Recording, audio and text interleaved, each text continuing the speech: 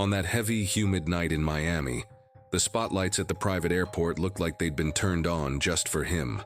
A sleek white jet had just touched down. From the black car with the engine running and tinted windows, the security guards stepped out first, clearing the way as if they were protecting a head of state. Then he appeared. Spotless white robe, a watch shining brighter than the stars, and a gaze carefully trained not to show fear. Staff rushed to greet him with respect. "Your Highness here, Prince there," while the supposed heir to billions walked as if he really had been born in a Saudi palace. But that same night, just a few yards away, men he had never met were watching his every move from behind dark glass. They weren't drivers, they weren't assistants, they were agents. They weren't impressed by the jet, the jewelry, or the line of luxury cars waiting on the tarmac. They were after the man beneath the costume, the imposter who, for more than 30 years, had fooled business people, luxury hotels, banks, and even real billionaires by pretending to be an Arab prince. When the so-called Prince Khalid bin Al Saud came down the plane stairs, thinking he was about to close yet another big deal, he had no idea that the invisible red carpet beneath his feet was about to turn into the corridor that would lead him straight to the end of his scam. The sharp click of the handcuffs, cutting through the sound of the engines, was the first sign that this time there would be no escape, no new name, no new invented story. This is the story of Anthony Gignac, the Colombian orphan who was adopted in the United States, rebuilt his identity from scratch, and spent his entire life playing the most dangerous role of all, that of a prince who never existed. Some made fortunes in seconds, others lied for years.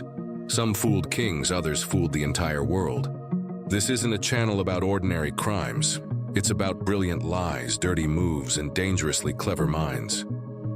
Real scams, legendary con men, and the dark side of money. Welcome to Dirty Game.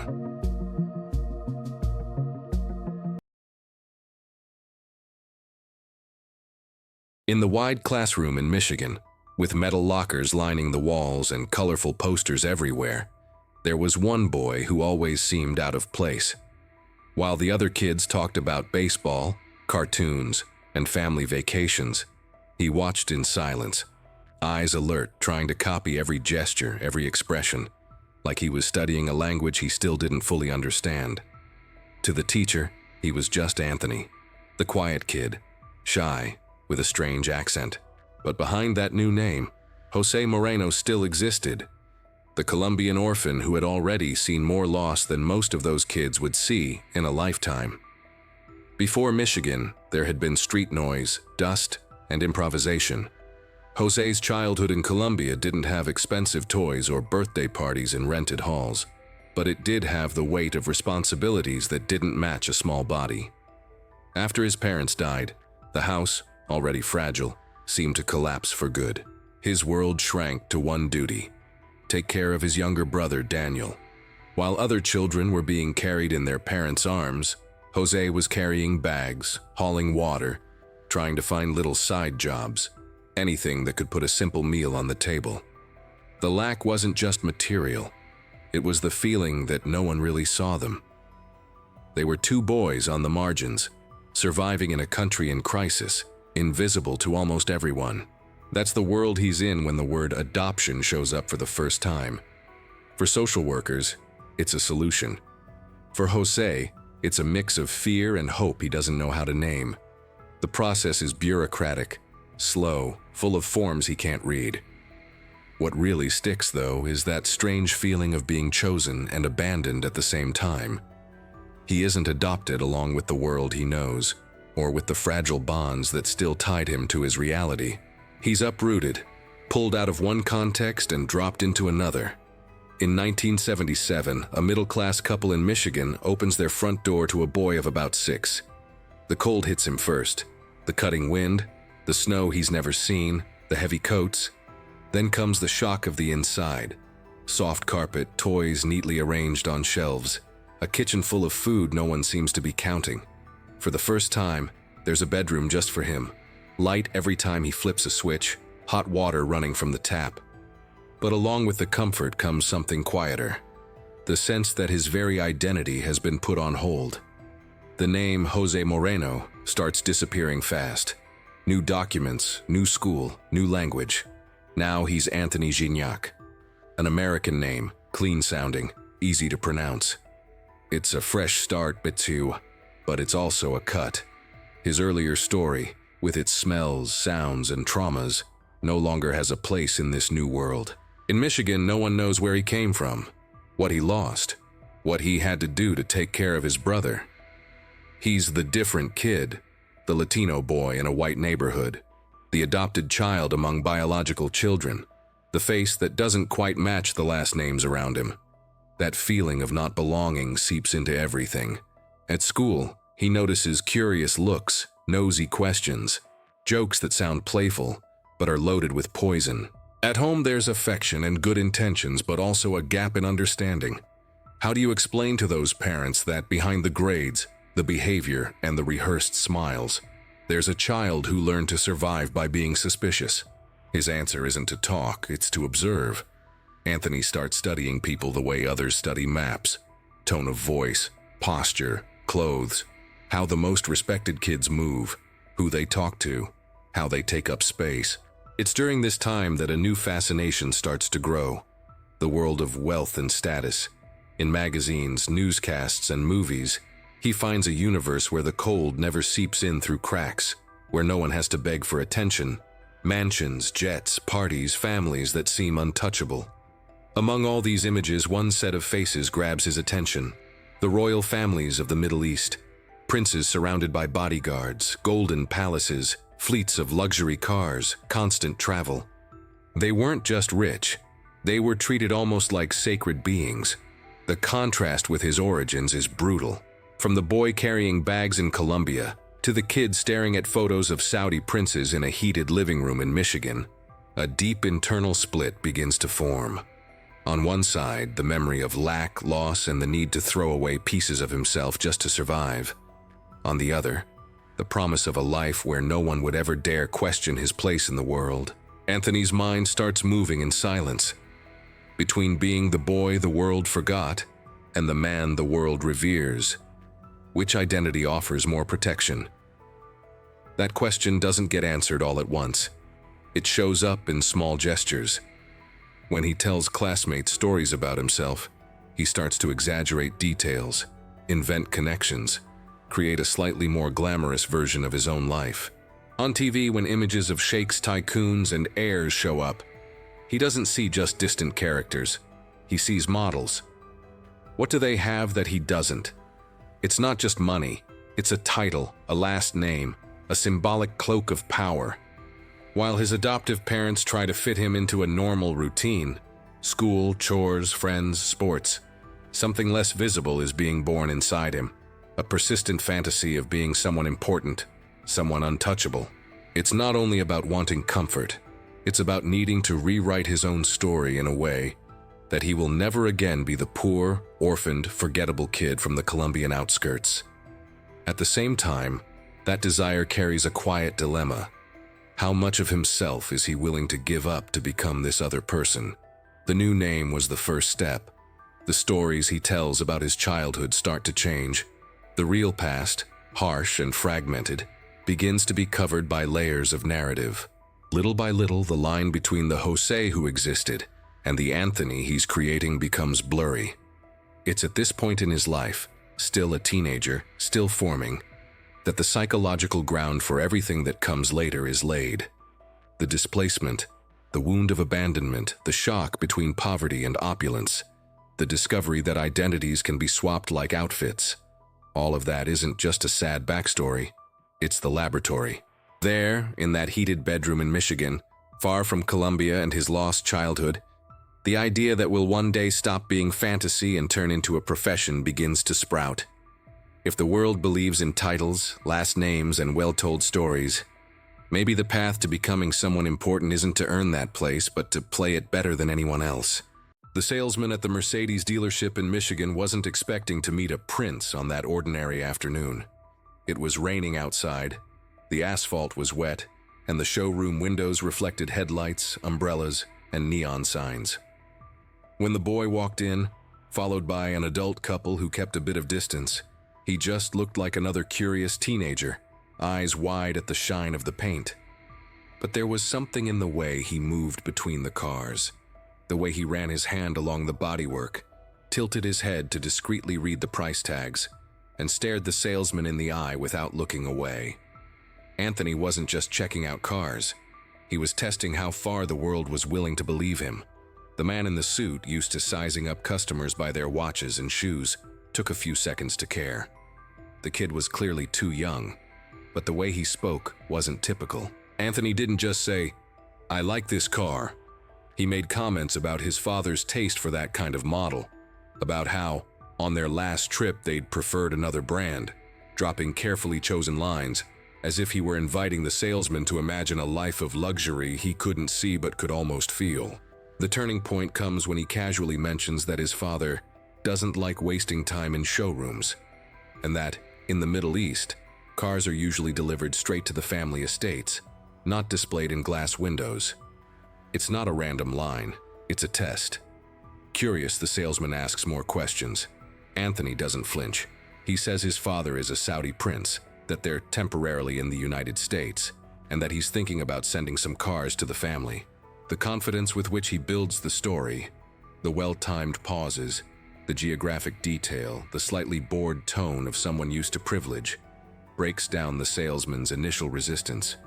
Within minutes, the teenager who walked in like any other kid is being treated as the son of someone important.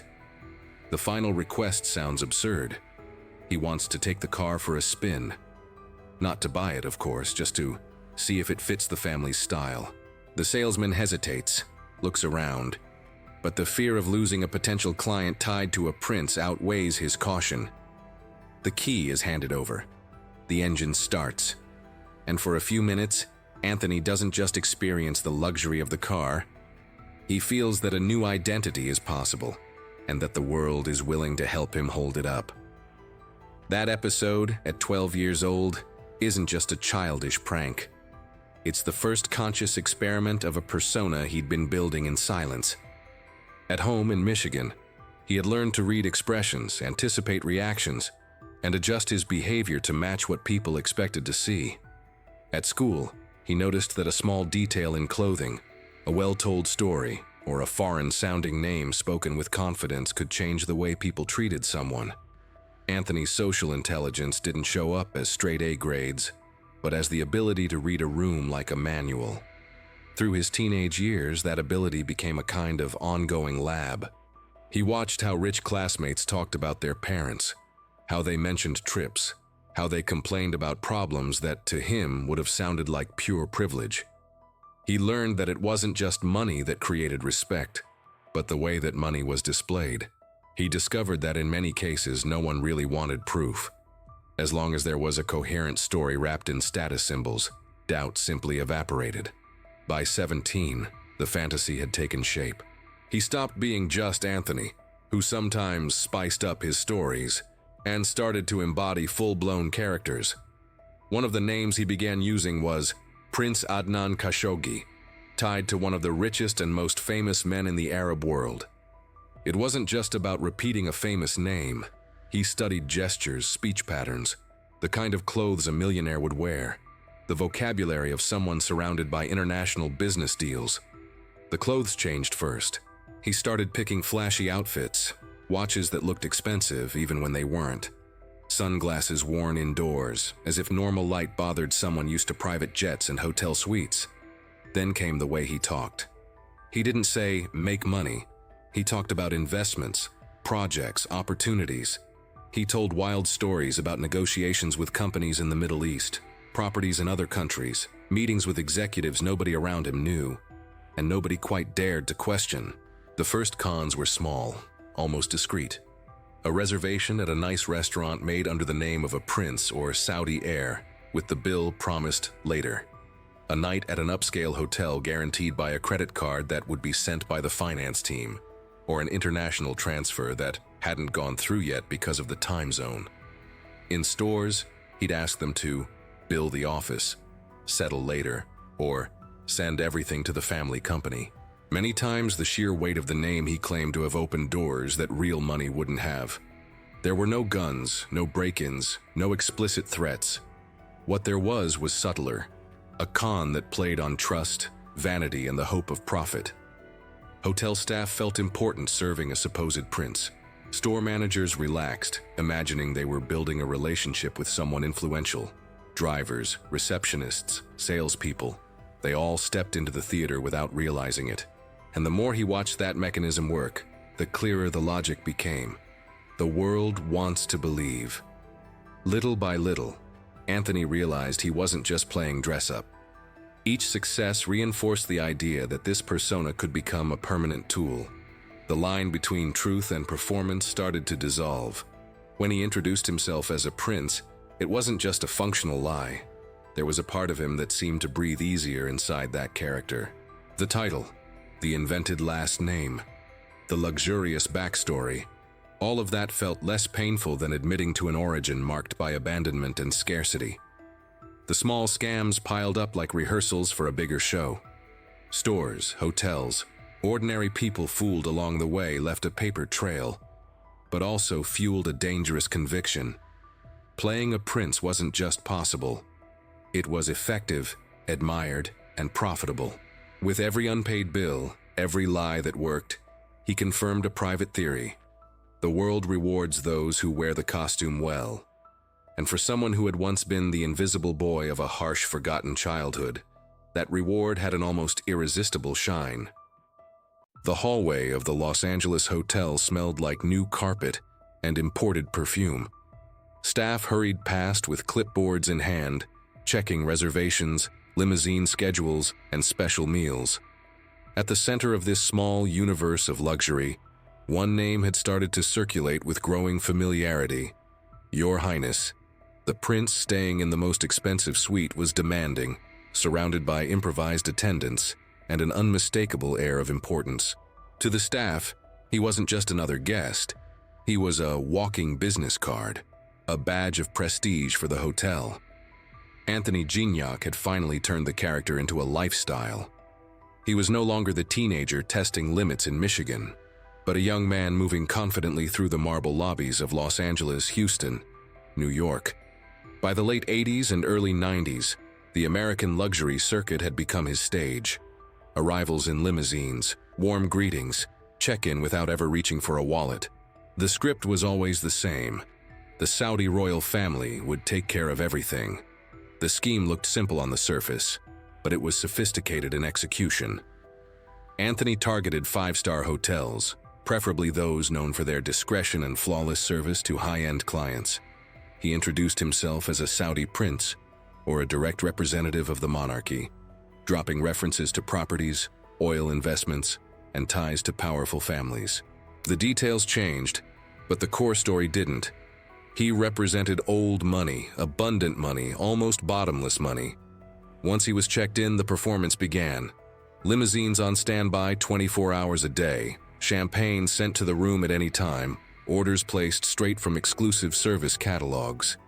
Drivers were told to wait outside expensive restaurants for hours, while the prince appeared with makeshift bodyguards, building an aura of authority. In restaurants, he never glanced at prices. He tipped generously, spoke about future investments in the venue, hinted at even more lavish dinners to come. There was always the promise of something bigger on the horizon. Whenever anyone asked about payment, the answer was smooth and polished. The royal household would settle the bill by wire transfer, or the embassy would send the necessary guarantees. At a time when global finance was still finding its footing, the mix of foreign wealth and international bureaucracy worked like a perfect smokescreen. Who wanted to risk pressuring a supposed prince over a restaurant bill and accidentally causing a diplomatic incident? By 1991, after leaving a trail of unpaid bills at hotels and transportation companies in Los Angeles, the act started drawing attention from more than just angry managers. A local newspaper began connecting the dots. Multiple reservations, similar names, grand titles, mounting debts. When the Los Angeles Times finally ran the story, one label stuck: Prince of Fraud. That nickname didn't just expose the imposter, it turned him into a near mythical figure. Someone who hadn't fooled just one person, but an entire ecosystem of luxury that liked to think it was untouchable. The scams, however, didn't stop with the headline. They simply moved. In the following years, Anthony took his character to other cities. In San Francisco, he chose the Ritz-Carlton, a synonym for prestige and flawless service. The dynamics were familiar: grand entrance, high-end suite, carefree consumption, expensive dinners, special services, constant requests. Over the days, the hotel bill grew quietly, stacking up meals, cars, international calls, and shopping handled through the concierge. Every staff member involved felt the psychological comfort of dealing with a special guest, someone who might supposedly open doors to business in the Middle East. By the time the finance team started to seriously question the lack of actual payments, the prince was already gone. All that remained were large invoices and the bitter feeling of having played along in a performance without realizing it. The pattern was clear: show up in grand style, consume everything the system offered to a supposed billionaire, and vanish just before reality came to collect. It wasn't only hotels that got caught in the web. On a trip to Hawaii, a couple crossed paths with the prince under circumstances that felt casual, but were carefully staged. Coincidental meetings in VIP areas, relaxed conversations about investments, hints at opportunities in oil. In no time, the couple believed they'd stumbled onto a shortcut into an exclusive world, a chance to join deals tied to Saudi funds. The outcome was predictable: money-wired, contracts that seemed perfectly respectable at first glance, promises of quick returns. When the couple finally realized none of it was real, the prince had already disappeared, leaving behind not just financial loss, but the intimate humiliation of having believed too much. In Florida, the show continued in even more symbolic settings. At the Grand Floridian, the most luxurious hotel in the Disney complex, Anthony slipped back into character with ease. The presence of a Saudi prince fit perfectly with the carefully crafted fantasy of the place: castles, magic, stories about royalty. Limousines came and went, staff treated the guest like a VIP, children stared curiously. Once again, the bills climbed: rooms, meals, special services. And as usual, when it was time for the actual payment, the prince and his entourage simply evaporated. At the Grand Bay Hotel, also in Florida, the script replayed with only minor variations: impressive entrance, generous spending, promises of future partnerships, quiet exit. Each new scam added tens of thousands of dollars to a growing list of debts that had already caught law enforcement's attention. To the police and the courts, this no longer looked like a series of small misunderstandings, but a systematic pattern of fraud. The consequences started stacking up: arrests, trials, longer sentences. The man who once floated between limousines and luxury suites came to know in detail the routines of cells, strict schedules, and constant supervision. Psychologically, though, the most revealing part wasn't just the crime itself. It was the pattern that refused to change: visible ostentation, carefully crafted charm, promises of deals in the name of distant, almost untouchable power, and an exit just before reality could tear down the set. Each fooled hotel, each cheated transportation company, each victim dazzled by titles and wealth exposed a fragility that went beyond one man's story. It wasn't just a talented imposter at work. It was an entire system eager to accept any story, as long as it came dressed in the right symbols: a powerful Arab surname, a supposed connection to royalty, a lifestyle that seemed to confirm the myth. In that environment, the Prince of Fraud thrived for years, moving among neon lights and marble lobbies, supported by a precise blend of other people's vanity, misplaced trust, and a constant fear of asking the simplest and most uncomfortable question of all: can you prove who you really are? When Anthony walked out of yet another stint in prison in the early 2000s, the world around him had changed. Hotels were more cautious, banks more suspicious, and his own name was scattered across reports, lawsuits, and old newspaper clippings. The improvisation that once kept the scam going for weeks was starting to show its limits. If he wanted to keep playing, he'd have to level up. That's when the idea finally solidified: Instead of jumping from one identity to another, he needed a definitive character, not just a name, but a fully built figure, with a backstory, symbols, documents, and above all, credibility. That's how Prince Khalid bin Al Saud was born. The choice wasn't random. Al Saud carried the weight of the Saudi royal family, a last name that opened doors at banks, hotels, law firms, and airlines. Khalid was a common name among the royals, which helped weaken suspicion. Anthony understood that for the persona to work, it had to feel both specific and believable, important enough to justify special treatment, but not so famous that a quick search would easily expose him. From there, the character stopped being just something he performed in conversation and started to exist on paper. In a regular apartment far from the marble and chandeliers he loved to pretend belonged to him, Anthony set up a sort of underground office. On the table, a printer, heavy stock paper, metal seals bought from specialty shops, and sample business cards from international executives. He began studying the look of authority, fonts used by big banks, the tone and layout of official letters, the placement of logos, the cold formal language of corporate communication. Business cards were the first to take shape. HRH Khalid bin Al Saud, followed by addresses in London, Riyadh, Geneva. Then came letters printed on what looked like the letterhead of major banks, supposedly confirming assets, investments, and massive lines of credit. After that, things moved to an even more dangerous level. Forged documents presenting the prince as a preferred client with unrestricted access to exclusive financial services. The scam stopped being just talk. It now had a paper trail. The visual apparatus kept growing. Fake diplomatic license plates for cars, insignias that mimicked official crests, security badges for the men who walked around with him, leather folders filled with carefully organized documents. Every detail was designed to send one clear message. This is someone who lives above normal bureaucracy. Questioning that status wouldn't just be awkward. It might be dangerous for whoever dared to doubt him. With this fully formed character, Anthony set his sights on a bigger target, the world of high-end credit. He knew that exclusive cards, especially from companies like American Express, were more than just a way to pay. They were status symbols. Carrying one was a way to signal to hotels, stores, and restaurants that you belonged to a different league, cutting down the need to explain who you were.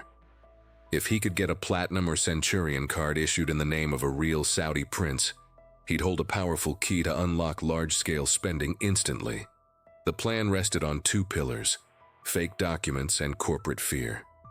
Using the name of a real Saudi prince, Anthony assembled fabricated letters, phony bank statements, and prepared phone numbers that would confirm the identity if anyone called. He sent American Express a packet that, on the surface, looked airtight. Everything in it pointed to an ultra-high net worth client with practically endless wealth. But the main trick wasn't just on paper, it was psychological. He was counting on a reflex you see in big companies dealing with powerful people: fear of offending them. High-ranking employees, when they see the name of a member of the Saudi royal family, don't just see a potential client. They see the risk of a diplomatic issue, a formal complaint, bad press. In a world where reputation and relationships are worth billions, the natural instinct is to avoid embarrassment at all costs. That quiet fear worked in Anthony's favor. Pushing too hard for proof from a supposed prince might come off as disrespectful. Asking for too many documents might be interpreted as an insult. The result: the card was issued with an absurd limit, in the name of someone who had never asked for it, the real Saudi prince, whose identity had been hijacked to fuel the scam. With the card in hand, Prince Khalid bin Al Saud stepped into the spotlight with even more force. Department stores welcomed a customer who didn't just look like a millionaire, he spent like one. Huge purchases, high bills, no hesitation when it came time to swipe. Sales staff didn't just see the sale in front of them, they saw possibility. This client might come back, might bring friends, might become a walking advertisement for the brand. The mix of appearance, storytelling, and formal credit created an almost perfect shield. Almost. As the spending ramped up, the system pushed back. Internal alerts started going off. Large transactions in quick succession across different stores drew attention. On paper, the client was a legitimate Saudi prince, but some details didn't fit. Spending patterns, locations, timing, the way purchases were being made. A chain of checks began. The identity behind the card was suddenly under a microscope. It was in this context, in 2003, that Anthony made a bad calculation. Confident after having so many large charges approved, he tried to blow through tens of thousands of dollars in department stores, still maintaining the flawless performance, confident posture, specific demands, little interest in discussing price. But on the other side of the counter, the card was already flagged. Staff, following instructions from the central office, dragged out the process. Calls were made. Approvals took longer. The time that used to work in his favor now turned against him. By the time the police arrived, Anthony was still fully in character. To anyone watching from the outside, the scene was jarring. A man surrounded by shopping bags, expensive clothes, and the air of royalty being approached like an ordinary suspect. No entourage, no embassy calling, no international lawyer rushing in. The character deflated in minutes, replaced by a thick criminal record and forged documents laid out as evidence. In court, he wasn't Your Highness anymore. He was a repeat con man with a long history of fraud, identity theft, and calculated deception. He was sentenced to more than 6 years in prison.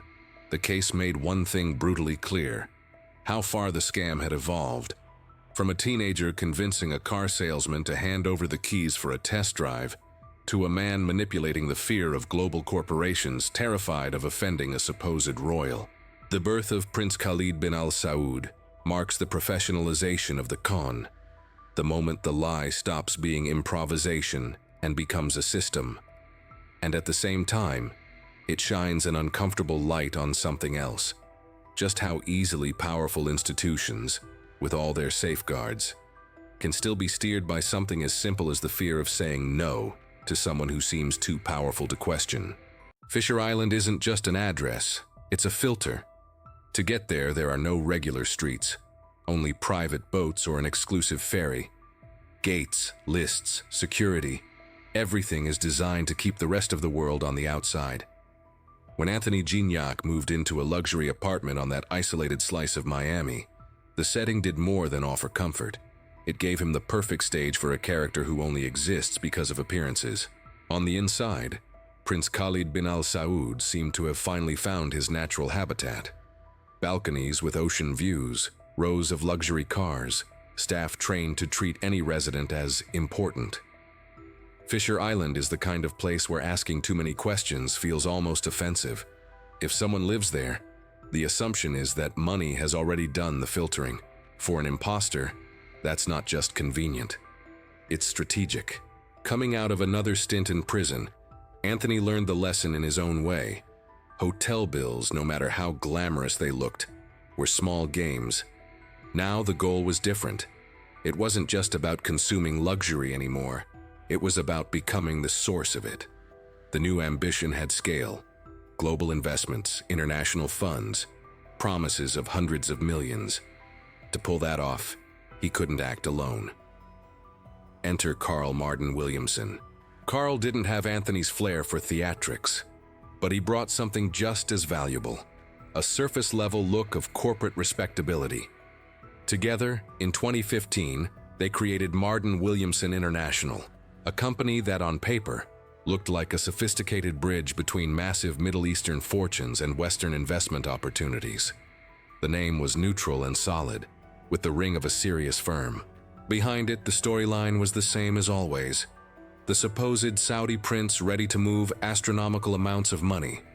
The image building followed the strategy: photos in private jets, constant trips between Miami, New York, Europe, and the Middle East. Watches that screamed status. Flawless outfits, outrageously expensive cars rolling through streets already used to excess. On social media, Prince Khalid presented himself as a well-connected billionaire, posing next to celebrities, business people, politicians. Every picture worked like an informal stamp of approval. If he's in these places with these people, who would dare assume it's all a facade? Meetings with business people started multiplying. Glass-walled offices in Miami high-rises, dinners in quiet upscale restaurants, private meetings in luxury hotels. The script was always carefully choreographed. First impress, car at the door, security, assistance, an entrance that radiated power. Then seduce with promises. Saudi funds eager to diversify. Billions available for infrastructure, resorts, real estate developments, tech projects. Anthony spoke the language of big business with ease. He name-dropped countries, sovereign funds, royal families, financial mechanisms. The figures were so huge that the numbers themselves felt like an argument. Who would risk missing the chance to have a prince as a partner? Contracts came in as the formal step in a deal that was already emotionally sold. Documents with logos and letterheads, complex clauses, references to foreign companies, seals mimicking official paperwork. In many cases, the agreement required the interested entrepreneur to put in an initial payment, fees, guarantees, participation in early stages of the project. The money, according to the story, would be used to unlock the much larger funds coming from the Middle East. In reality, none of that existed. Even so, investors around the world started wiring money as if they were buying a ticket into an exclusive circle. Some put in smaller amounts, hoping to get in on something bigger. Others, more daring, were convinced to go in heavy. In one case, a single transfer reached about $5 million. Everything wrapped in promises of multiplied returns, access to new ventures, and proximity to the royal family. As the money flowed, the prince's lifestyle became more and more spectacular and more public. Fisher Island gave him privacy, but Anthony chose to selectively showcase his life. Photos in jets, champagne flutes, sports cars, quick trips for meetings. Every image reinforced the narrative of success and at the same time served as indirect proof to new targets. If he's living like this, the investments must be working. But the empire was made of paper. Non-existent funds, contracts with no backing, promises that always depended on some future step. When an investor started pushing harder for concrete results, the answer came wrapped in technical excuses. International bureaucracy, regulations, audits, delays at foreign banks. The deliberate complexity of the documents helped blur things. People who didn't understand the inner workings of global finance tended to accept vague explanations, as long as the apparent flow of wealth continued. Meanwhile, the financial trail kept growing. Over time, more than $8 million were drained. Some investors tried to go after him in court. Others, too embarrassed to admit they fell for the scheme, chose silence.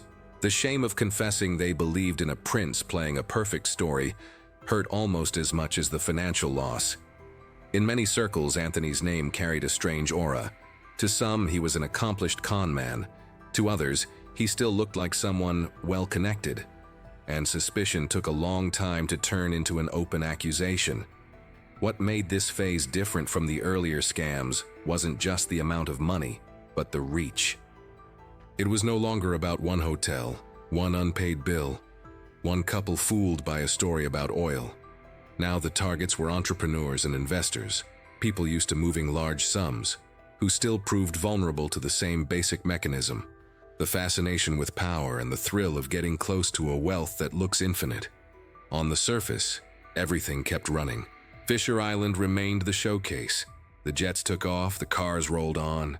Social media displayed a prince at the center of a golden world. Behind the scenes, though, numbers started clashing with doubt.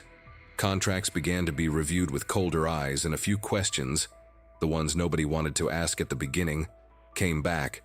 Who exactly is this man? Where does his money really come from? And how long can you sustain an empire built almost entirely on the belief of people who think they're sitting at the table with royalty? The Fontainebleau has always been more than just a hotel. Facing the ocean on Miami Beach, with its iconic curved facade, it carries decades of glamour, parties, movies, and deals sealed in the half-light of private salons. For Anthony, Prince Khalid bin Al Saud, the Fontainebleau symbolized something bigger. The moment when his fantasy could stop being just an act and dangerously blend into the real world of actual billionaires. The path to Jeffrey Soffer didn't happen by accident. After getting out of prison and settling on Fisher Island, Anthony started orbiting around increasingly exclusive circles, private parties, gala events, charity galas, places where last names matter more than formal introductions. That's where the name Khalid bin Al Saud started finding very receptive ears. Word spread quickly among fixers, consultants, and lawyers that a Saudi prince was interested in making massive investments in iconic US assets, until it reached Soffer. When the first meeting was set, nothing was left to improvisation. Anthony landed in a private jet, surrounded by men in dark suits presenting themselves as official security.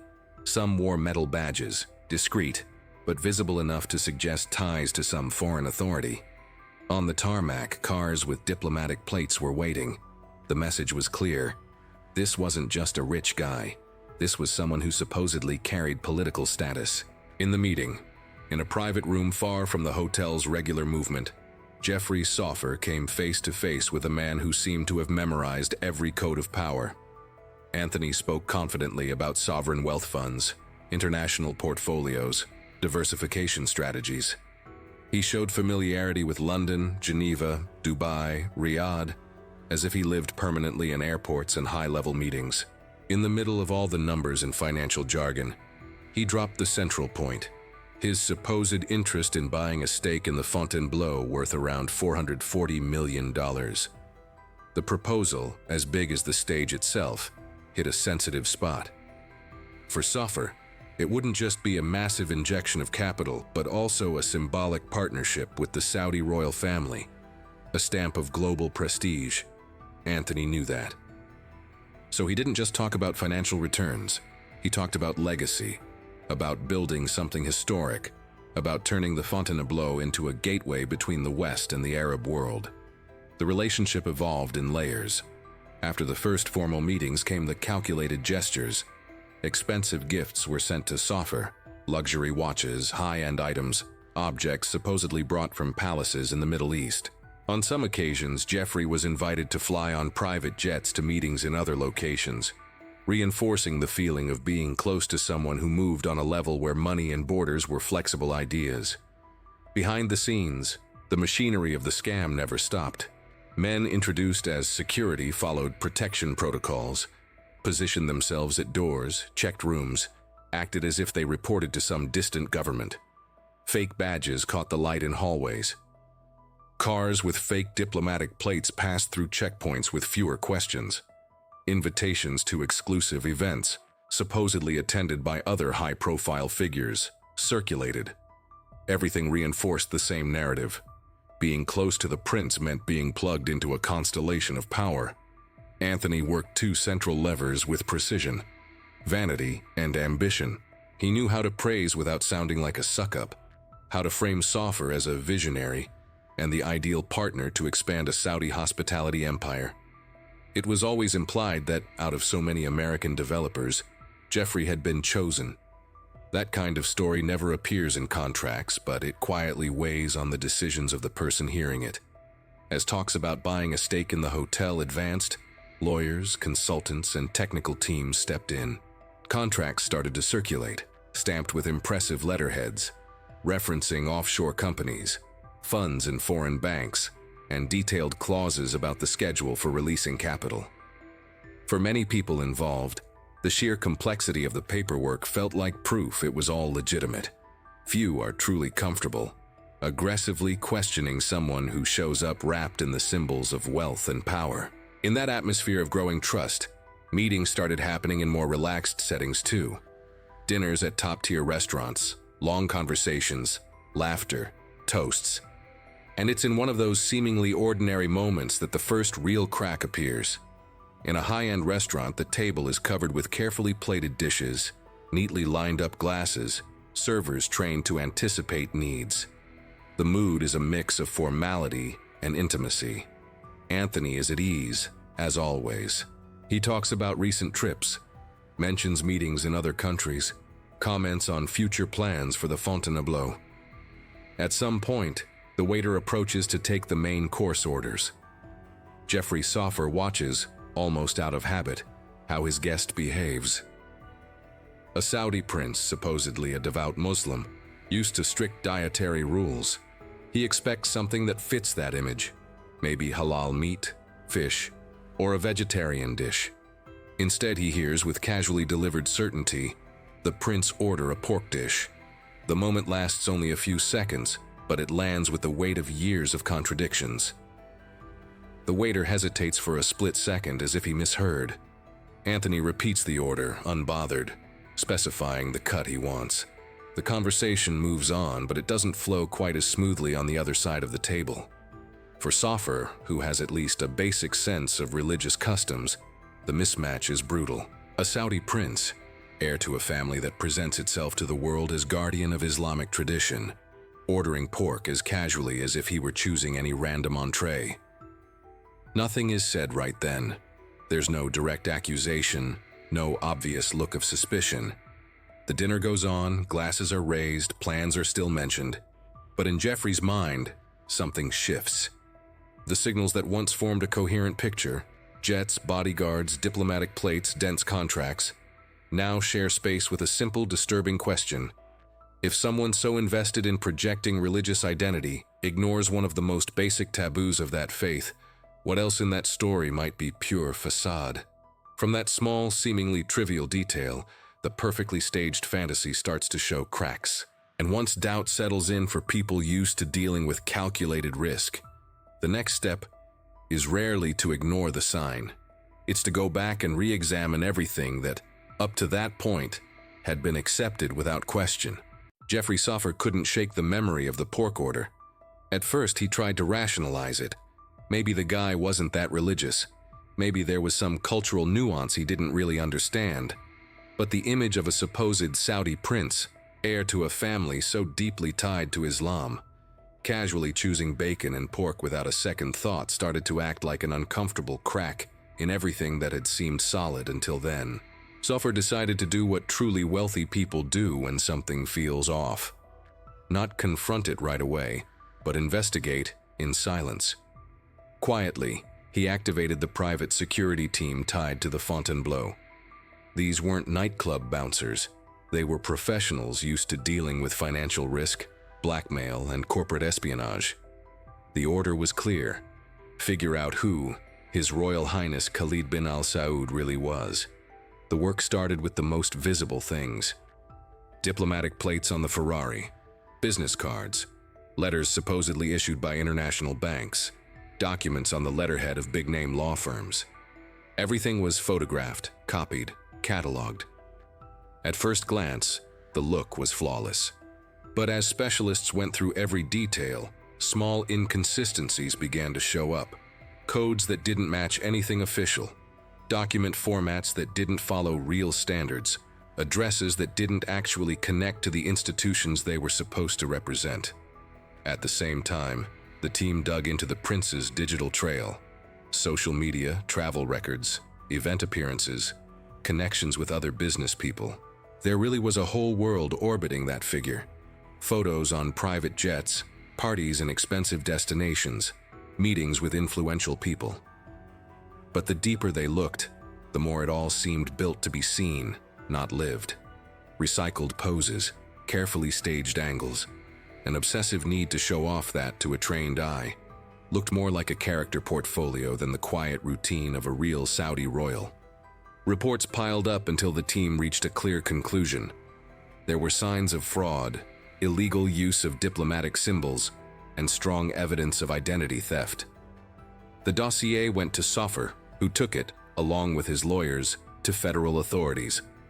The case jumped from reputation problem to national security concern. The information reached the State Department, and the Diplomatic Security Service, DSS, stepped in. The DSS is not just some bureaucratic division. These are federal agents with extra training to deal with diplomats' passports, immunities, and cross-border crimes. When they got the material on the prince, 2 experienced agents took the lead. A few photos were enough for them to get suspicious. The crooked teeth, the haircut, the theatrical body language, none of it matched the polished image and strict protocol typical of real Saudi royals. The next step was to go beyond appearances, follow the man behind the title. Using financial movements, travel records, and information from victims and middlemen, the agents mapped Anthony Gignac's recent itinerary. They discovered he was fully active, bouncing between Dubai, Hong Kong, London, and other financial hubs, meeting investors who were funding the supposed Aramco pre-IPO and other multi-million-dollar projects. Every trip, which used to be just another chance to expand his paper empire, now became an opportunity for investigators to close in. They followed him from a distance, tracking flights, reservations, hotel stays. With each move, they collected more evidence: use of a passport in someone else's name, claiming to be a foreign diplomat, flashing fake diplomatic plates, promising investments that didn't exist. A picture emerged of a man who had spent decades performing a carefully manufactured version of himself, and who was now more exposed than ever. In 2017, the decisive opportunity appeared on his way back to the United States. Anthony, still playing the role of Prince Khalid, boarded a flight from London to New York. His plan was simple: come back like he always had, carrying cash, forged documents, and the confidence of someone who'd already been through immigration countless times without major problems. The DSS had a very different plan. At JFK Airport, it was just another day. Lines, announcements in multiple languages, passengers rushing in every direction. Among them, a well-dressed man stepped off the plane, dragging expensive-looking luggage and wearing the same air of importance he carried in hotels and boardrooms. To regular staff, he was just another high-end traveler. To the waiting agents, he was the end point of months of silent work. When Gignac passed through the checkpoint, still in full character, the move was precise. There was no room for titles and last names to hide behind. He was pulled out of the line and taken to a private room. There, the agents didn't address him as a prince. They called him by the name he'd buried under layers of fantasy: Anthony Enrique Gignac. As they searched his bags and went through his documents, the picture became complete. A significant amount of cash, fake papers, signs he'd been using someone else's passport, and clear elements confirming everything they had suspected. Meanwhile, the web he had built around himself was falling apart elsewhere. Carl Martin Williamson, the partner who gave corporate polish to Martin Williamson International, also landed on the radar. The man who had served as the respectable face to investors, introducing himself as a serious global manager, was now treated as a key accomplice in an international fraud scheme. Charged by authorities, he was questioned and watched his reputation and career collapse at high speed. Not long after, he attempted suicide. He didn't survive. The formal charges against him were closed with his death, but the symbolic impact remained. The professional arm of the scam ended in tragedy. From the apartment on Fisher Island to the glass-walled meeting rooms, from limousines with fake diplomatic plates to restaurant tables where the prince ordered pork in front of dazzled businessmen, everything converged on that small room at JFK in 2017. There, surrounded by agents who weren't buying fairy tales, Anthony had no space left to perform. The character he had spent decades perfecting finally hit a wall that couldn't be moved with charm, gifts, or promises. In the wake of his fall, investors around the world were left with million-dollar losses, empty contracts and social media profiles that suddenly looked like stage sets after the theater had been torn down. And at the center of it all, one partnership, Gignac and Williamson, ending with one man in prison and the other dead, brutally closing down the company that had been built on a single raw material: the ability to turn fantasy into currency, right up until reality finally comes to collect. The federal courthouse in Miami didn't have crystal chandeliers or flashy marble. The setting was different: dark wood, flags, cold fluorescent light. On the defendant's bench, the man in a sharp suit, discreet glasses, and controlled posture was no longer introduced as His Royal Highness. In the case file, he had another name: Anthony Enrique Gignac, 48 years old, Colombian-born, naturalized American, accused of turning the fantasy of being a Saudi prince into a global fraud business that lasted more than 3 decades. The reading of the formal charges had its own weight: wire fraud, aggravated identity theft, impersonating a foreign diplomat, making false statements to financial institutions, illegal use of diplomatic seals and license plates. Each item came with dates, victims, amounts, bank accounts, trace transactions. The glamour of private jets, suites, and expensive watches was now reduced to dry lines of text and sections of the criminal code. According to the Department of Justice, at least $8.1 million had been taken from investors and companies. Just the part they could prove, stretching back to the 1990s. In court, prosecutors described Gignac not as some petty con artist, but as the center of a sophisticated scheme built on the systematic exploitation of trust, vanity, and greed. They showed photos of cars with fake diplomatic plates, screenshots of social media posts flaunting a luxury lifestyle, records of meetings with business people convinced they were sitting across from a Saudi heir with access to billion-dollar funds. Every image was a piece of evidence. Everything that once looked like proof of his royal status was now being used to show the opposite: the depth of the lie. Reports laid out how Gignac used the name of a real member of the Saudi royal family to get credit cards, win over companies, and present himself as a strategic investor. They described trips, hotel stays, fake contracts, and promises of hundreds of millions in investments that were never going to show up. The case involving billionaire Jeffrey Soffer and the fabricated interest in a $440 million stake in the Fontainebleau was just the brightest spotlight in a much larger web. When it was the prosecution's turn to speak directly to the judge, the tone was sharp. They insisted Gignac wasn't someone who had made mistakes or lost his way. He was, in the words of one prosecutor, an experienced manipulator who had spent decades fine-tuning his persona to prey on other people's weaknesses. They reminded the court that he had already been convicted of similar frauds before, that he knew the justice system well and still chose to go back to the same path, this time on a much bigger scale. The defense tried a different story.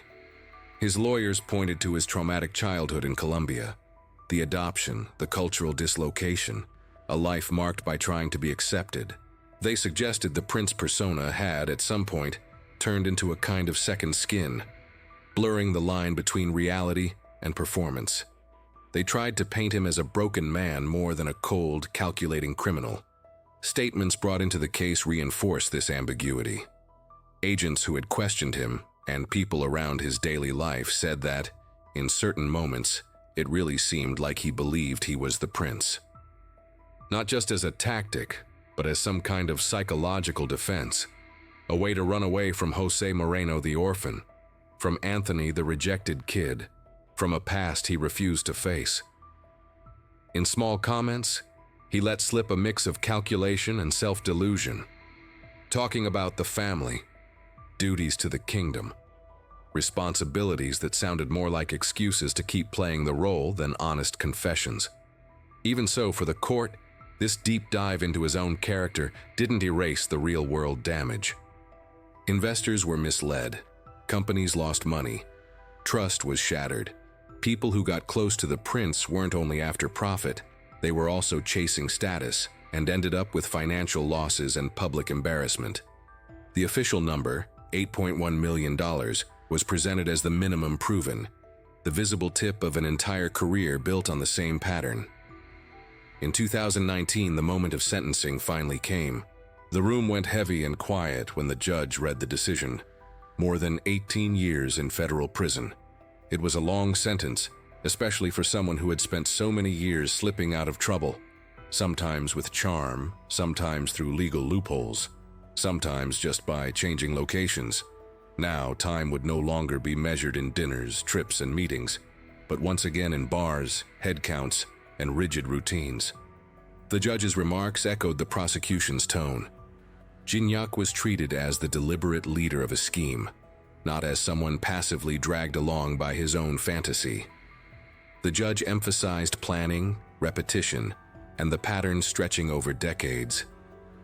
The public figure of the prince was stripped down in front of everyone and replaced with the portrait of a repeat fraudster who had used a geopolitical backdrop, the aura of Saudi royal power, as scenery for his own personal storyline.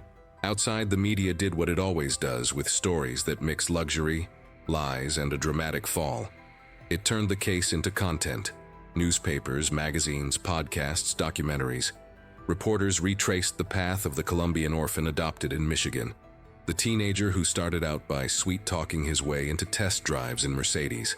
The man who conned hotels, airlines, investors, and even real billionaires. Producers leaned into the irony of a fake prince who managed to live for years like actual royalty, using nothing but symbols, appearances, and a widespread fear of asking uncomfortable questions. On the psychological side, the story raised questions that went way beyond the crimes. How far can someone go living inside an identity built on lies before that identity becomes the only way they know how to exist? At what point does the persona created to fool others start fooling the person behind it too? And maybe the most unsettling question, why did so many people, some of them rich, experienced, supposedly hard to fool, want to believe so badly? Gignac's path exposes a weakness that wasn't just in him, but in the people around him. From hotel managers to sophisticated investors, a lot of people chose to trust the title, the last name, the diplomatic plates, the jet photos, instead of looking coldly at the facts. The myth of the prince worked because, on some level, it offered something everyone wanted. Access, proximity to power, the promise of profit and prestige. In the end, the prince ends up behind the same metal doors as any other inmate. But the myth he embodied keeps circulating, now as a warning. A reminder that in a world obsessed with status, sometimes all it takes is luxury, a good story, and the right word on a business card for the truth to become the very last thing anyone bothers to check. If this story of the fake prince made you look differently at easy promises and shiny titles, don't let it stop here. Like the video, subscribe to the channel, and share it with someone you know would fall for this kind of financial fairy tale. And tell me in the comments, at what point would you have started to doubt him, or would you have believed the lie all the way to the end?